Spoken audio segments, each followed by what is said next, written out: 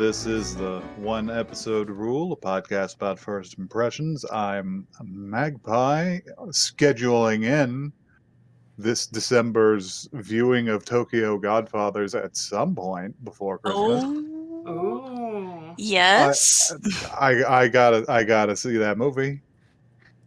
It was by that lady who wrote most of Cowboy Bebop, Yes. which was also good until recently. We don't talk about it. No. Incidentally, she also passed away like last week. Oh, So, No, really? yeah, it's a shame. that's I had no idea. Damn. But we gotta watch that shit. What are you guys planning to do for Christmas? For Christmas, for shit scram. Yeah. I'm going to be with my family, and since none of them watch this podcast, I get to say what I got for White Elephant this year, Oh, cool. which is what was it? Queen's Gambit, the board game, to fuck with them. That's incredible. I did not know this was a real thing until It is distinct from chess It's as not. well. It's not chess. It is It's not another chess. thing, It's on and that its is funny as hell to me. That's fucked fucked up up. to think about. That's honestly. That's an incredible gift. I hope it goes well. Can I take just a second? I find it extremely weird that people refer to that custom as White Elephant, and I know why, because there are some alternative names that maybe are a little salty now, but but the thing is that in my area, and especially relevant to my fucking dad, was a local saloon called the White Elephant. God, that's funny. It's better than what my parents call it, which is Secret Santa, which is not what it is, because Secret Santa is a different game. No, Secret Santa is exchanging. We always called White Elephant Sneaky Santa. Oh, I like that. Mm-hmm. Yeah, I don't know why we called it Chinese Christmas. Oh no. That's unfortunate. I don't even know how unfortunate that is, but it feels bad. So Yeah, no, it shouldn't. but, Anyhow, Blackle, you never told us your name. Oh, I'm Blackle, by the way. Hi, Blackle. That's me. How are you? I'm Joey. Oh shit, Joey. I'm also going to be with my family this Christmas, so it'll be fun. I also spent some time watching some anime this week. What'd you watch? I have watched all of Psyche K, and I have also finished Rent-A-Girlfriend. Cool. Nice. So those were fun. A little different from my usual shonen crap that but I had fun with them both. Yeah. So there's that. Man, I gotta watch A Christmas Carol too. That movie's important to me. Which version? Mine specifically is the version from the 80s with George C. Scott in it. Okay, because the version we always watched was the Muppets versions. I know the only version I know. I know the Muppets version is very much more popular, but I have a weird soft spot for this kind of hokey 80s movie with George C. Scott in it. Understandable. And I gotta watch It's a Wonderful, the noted communist propaganda, It's a Wonderful Life with my mother. Yes. Nice. Yes. All right. Well, do we want to get into the news then? Let's Yeah, have some sure. news. Let's crack it We got open. some news. There's a theme to this news, and a half a crown if you can guess it. Oh boy. First of all, Howl's Moving Castle is going to get an audio adaptation on BBC Radio 4. Oh my. Yeah, good for them. That's interesting. It's of the book, not the film, the original book by Diana Wynne Jones. And so it's an adaptation, not a reading of just the book, or it's like a radio adaptation. It's meant to air in an hour or so. Gotcha. Oh, that makes sense. It's got quite a few semi-famous people in it. if you count the British people as famous. It's got Iwan Rheon, who was Ramsay Bolton in Games of Thrones as Howl. Julia Mackenzie, who was famous for being Miss Marple, is going to be Sophie. There's some Doctor Who people, such as Dan Starkley as Calcifer and Pippa Bennett Warner from Gangs of London as the Witch of the Waste. So that's cool. Not familiar with any of them. I know.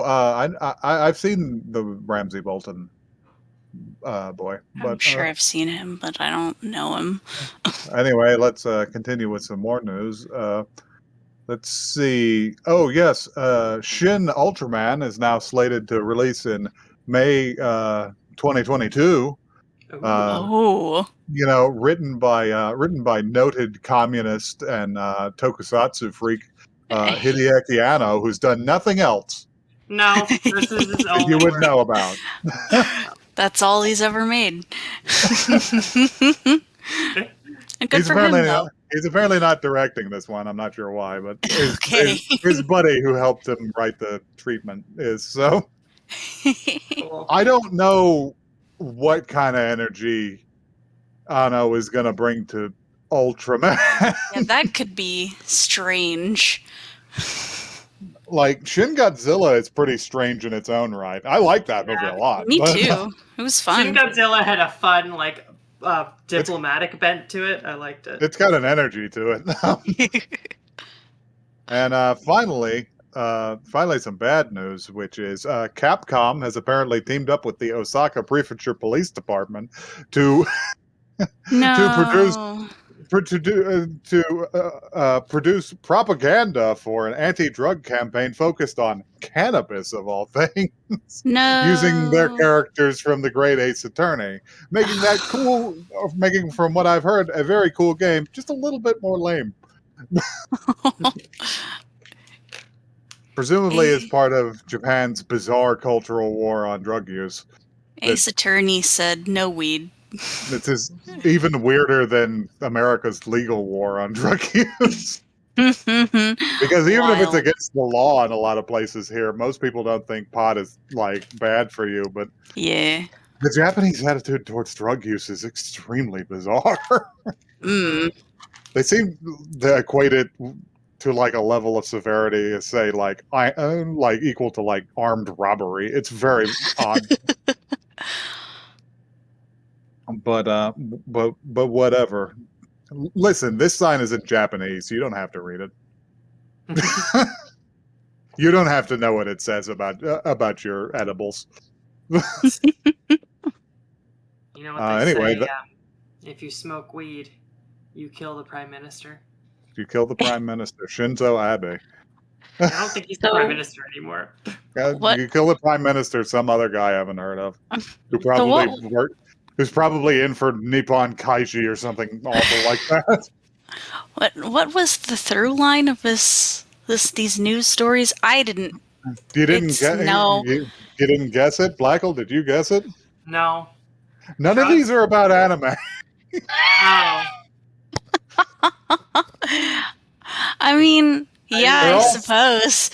They're all tertiary. They're all related to something that's related, I suppose, huh? Well, that was fun. Wild. So yeah. So that's my portion of the show. I think Jojo, you said you wanted to bring something to the table. I have something, and I have a story behind why we are going to watch something, and I need to know if y'all would like that story before we watch or after we watch. Well, it's always nice to have something to come back on. Okay. Well, we're going it right at the beginning of after the break. Yes. We're going to watch a show called Guilty Crown, and when we come back, I will explain. All right, Guilty Crown. This isn't related to Guilty Gear, is it? I don't think so. I don't know anything about this. All right. I don't know anything. Well, let's go find out.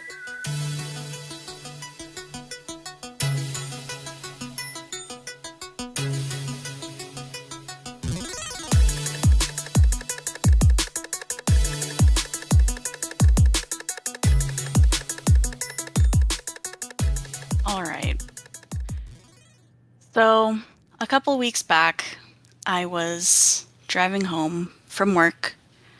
I was taking a slightly different route than usual and just having a nice cruise along the road when suddenly, out of nowhere, a car speeds past me. Hmm. And I look over, and this car does have enormous Guilty Crown decals on both sides of it. Oh my. So, Oh, just like I full like door decals. yes, the entire doors on both sides, like the whole side, not even the door, it was like the whole entire sides of both of the cars. So anyhow, Damn. I needed to know what kind of anime taste the Inori Waifu car had. All right, you know what? I respect that. I would have to know. Yeah. All right. Well, I got a blurb here, and I guess I can read it unless Blacken wants to. I don't. All I right. don't want to read anything right now. I don't. I don't ever want to read anything. All right. Well, I'll read the blurb laying out the premise for this show. Japan, 2039, 10 years after the outbreak of the apocalypse virus. Um, an event solemnly regarded as Lost Christmas. Oh. The once proud nation has fallen under the rule of the GHQ, an independent military force dedicated to restoring order. Funeral Parlor, a guerrilla group led by the infamous Guy Susugami. Wait, is that right? Susugami. Yeah, Susugami. Act as freedom fighters, offering their only resistance to GHQ's cruel despotism. Inori Yuzuriha, a key member of Funeral Parlor, runs into the weak and unsociable Shu Oma during a crucial operation, which results in him obtaining the Power of Kings, an ability that allows the wielder to draw out the manifestations of an individual's personality, or voids. Now an unwilling participant in the struggle against GHQ, Shu must learn to control his newfound power if he is to help take back Japan once and for all. That's it. I love this. Right. I love this coronavirus waifu. Yeah. I didn't. Okay, I need y'all to know. I didn't know that it was a pandemic plot. I didn't know that there was Christmas in there as well. I didn't know any of this. It hits different these days. Hey, y'all know. I was like, when did this come out? This came out in 2011. Mm-hmm. Yeah, this is some 2010s ass 2010s. You can tell anime. because there was butt rock in the middle. There's butt rock in the There middle. was. There's the subgenre of butt rock with a little bit of rap in it. Yes, and you're just like, oh yeah, this is some 2010s ass anime right here. So yeah, the blurb pretty much does cover it. A quick rundown. Let's see. You have your girl Inori escaping from a big freaky tower that looks like a combination between a lighthouse and the fucking Eiffel Tower. She's stolen something important. It's later it's revealed to be a power that lets you pull big dumb swords out of people, but whatever. She's pursued out by some Ghost in the Shell robots, saved by a Ghost in the Shell robot, and falls into the fucking Tokyo Bay, I guess. Yeah, she's not doing so hot. River. It's a cold open. This is a cold open while the character Shu outside watches the same girl sing a really long song on a YouTube video. It's very long. You know, though, her voice was nice. It was okay, but it felt like it always felt like it was just about to end and then it would go. Yeah. Keep going. So there was no OP here. There was a 2-minute long cold open music video, basically. Anyway, Shu Mashu proceeds to go to school, ignore his classmates because he has social difficulties, and soliloquize about how fucked up Japan is because it was ruined by a pandemic 10 years ago. Yep. to the point where they had to accept massive amounts of foreign aid, and they all have like a complex about how they can't take care of themselves.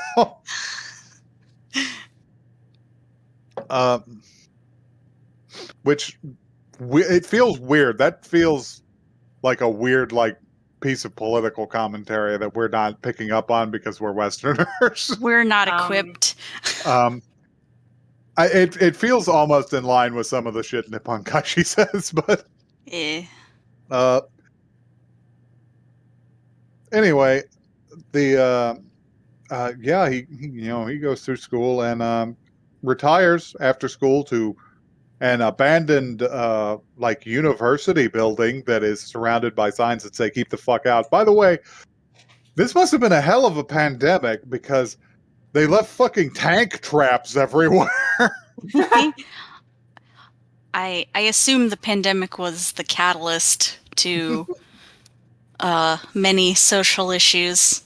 It's just like extreme social upheaval that resulted in the Japanese populace coming at the government with tanks. I mean, could happen. Coup. Could have been a coup. Anyway, it just turns out Inori has chosen to hide in the same place where he will, for whatever reason, chills out to eat his bento and do video editing in a place that doesn't look like it has power. This is his video essay zone. He's got a ramp soda and everything. Yeah, this is his video essay zone where he makes 2-hour YouTube videos about how much of a coward he is and how modern Japan is fucked up. He's got like a persona and it's like feet. Yeah, it's like a pigeon. And all he talks about is, oh god, if only I had a fucking sword. If only I had a big sword, then I would be okay. Sword. Anyway, the past catches up with this girl. Goons show up to take her away, but he ends up in possession of the thing that she stole. And he decides, after cowarding out, that, hey, I can redeem myself by delivering this to the place she said. And he delivers it to the place she said. It takes a lot longer than that, but that's what happens. Yeah. Yeah. And then the guy that he gives it to is like, you're a coward.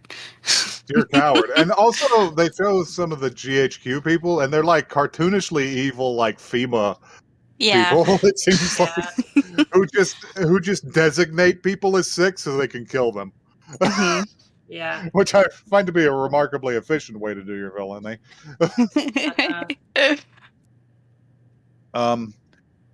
That's pretty much where it goes. There's a battle. Those people attack the rebel people who are called Funeral Parlor for some dumb shit reason. I'm sure we'll find out later.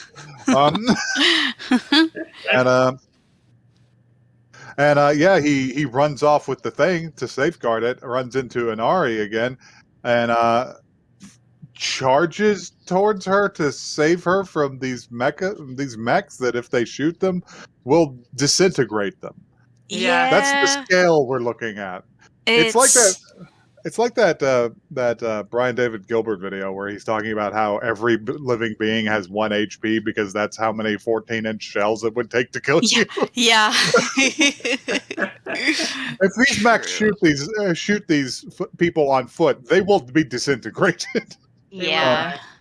But anyway, he rushes over to grab her to prevent her from being shot, I guess. And they get shot, but it unleashes the thing in his pocket, which is the power to pull big dumb swords out of people's tits. Yeah. Yeah. And he uses it to cut a mech in half, and that's about it. Yep, that's the show. That's pretty much what I expected of car anime. Yeah. Some good things can be mentioned here. Okay, well, I was going to say, like, the art is okay. It's very 2010s anime, but some of the animation is a little suspect, actually. I liked the aesthetic in general. Like, the backgrounds were fun. Not my cup of tea, really. It's got, like, a really too clean Flash look to it. Yeah. Some of the painted backgrounds, the ruined areas actually looked quite nice. And the other thing is, you know what? It didn't sit us down and exposit at us for 15 minutes. That's true. Its storytelling was it was like... The pacing wasn't bad. Yeah. It I doesn't. was okay with it. What were you saying, Blaggle? You gotta count your blessings. Yeah, you got to count your blessings, and that this show seems to have learned the lesson that, hey, maybe you can hook people by having them wonder what the fuck is going on, and then you can tell them later. Yeah, for sure. Like this had me hooked more than like quite a few of the things that we've watched. Now, I'm smart enough to not get hooked because I feel like this is going to go to dumb places. But No, yeah, no. Because I was like, oh, okay, at the beginning of this, I was like, they're doing some interesting character choices. They got like a singer that has like turned into a freedom fighter sort of person or whatever. That's an interesting choice. We got the cowardly character that we could have some character growth. That's an interesting. But then towards the end of the episode, I was like, no, they're gonna do dumb shits with this because they're going to do it. He's not even really a coward. He just feels like a coward. Yeah, no, that's why I'm saying that. Like, they make it seem like he's going to be that, and then they're like, maybe like over the course of the series, they'll give him that character develop. No, he just runs towards a big robot. Yeah, they immediately empower him, but beforehand, like he beats himself up for being a coward because he hid from some men with guns. Which if you don't have a gun, is a normal thing to do. It's less that he's a coward and more that he's not stupid. Yeah, he's not a dipshit. What do we think of the edgy ass funeral parlor group? They seem to be pretty edgy. Yeah. Like I got a real waft of it from them. I was just like, oh yeah, these are the guys. Well, when they showed up, that's when the new metal started playing. The fucking new metal started playing, and Guy was just like, "Oh my wa, Shinderu" at those people. Yeah. No, what was the line that he said? He said something really like. It was greetings, fellow deceased. Because there's like, whoa, it's just like your actions have made your survival impossible. Yeah, he pretty much said, hello, future corpses. So you're all dead. And like I said, he said, Omewa Shideru to them. No, it's Omewa Mo.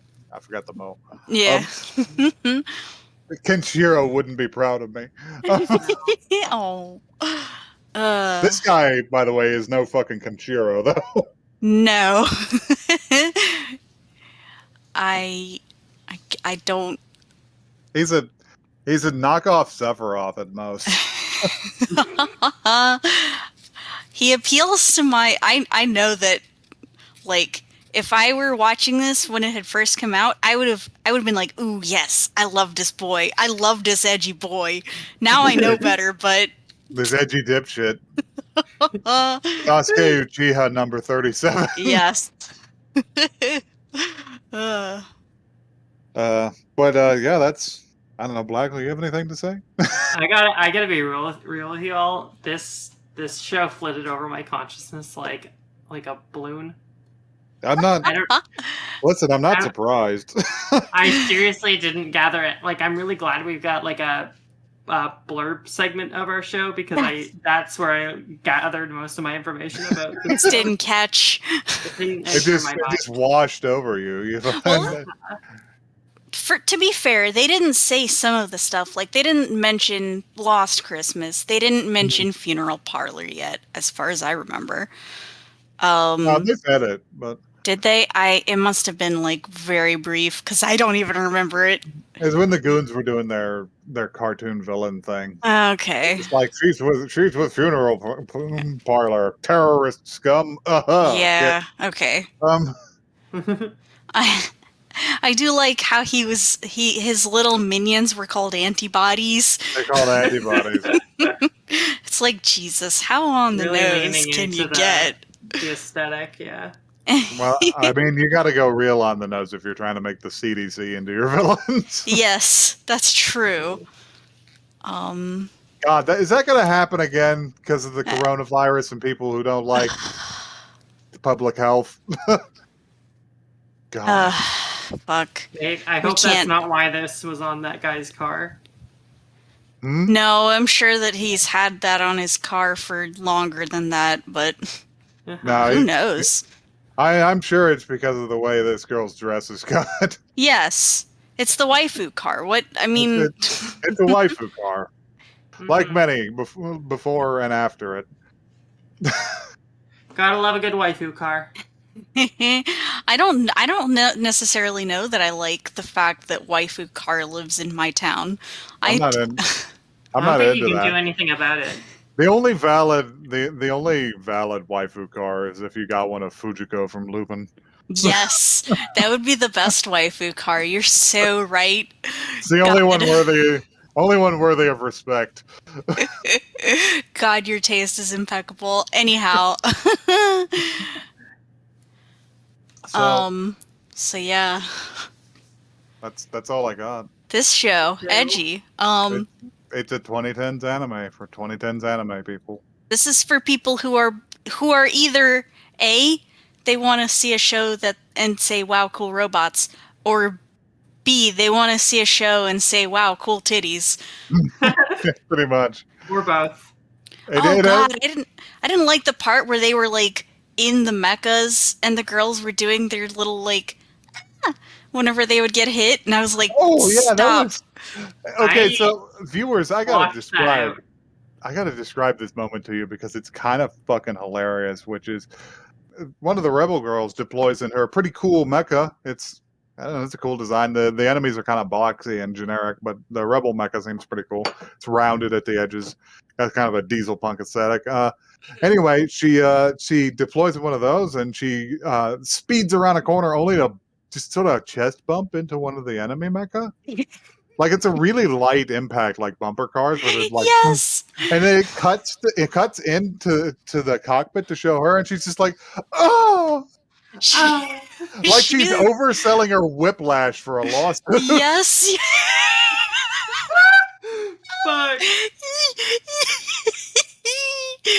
Holy shit. Yeah. I can't. Oh.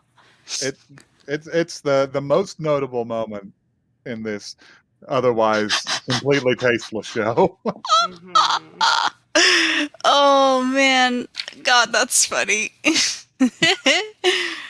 Anyway, viewers, if you'd like to tell us which waifu is on your car, you can do that at oneepisodecast@gmail.com. That is one the word, not the number. You can also tweet us pictures of the local waifu car if you see them. I'll second this. If you see a waifu car and send us a picture of it, we will respond. We will.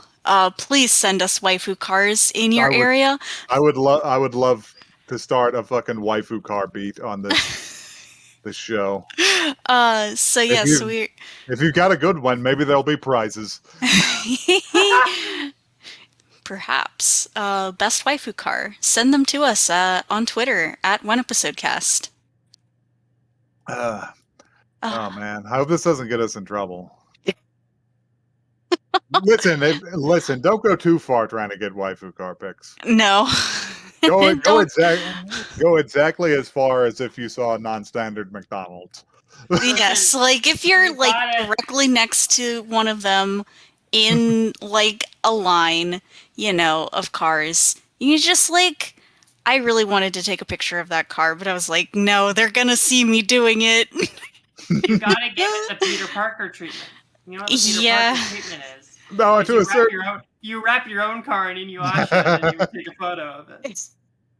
To a certain degree, if you've got a waifu car, I'm pretty sure you got to be aware that people are going to take pictures of it. But still, that's got to be true. But still, viewer, don't take that as carte blanche from me, because there's also a non-zero chance that people who own waifu cars are fucking insane. So stay safe out there. Yeah, I mean, like I said, this person sped the fuck around me, and I was already going more than the speed limit. So we will not reimburse you for damages incurred during waifu car hunting.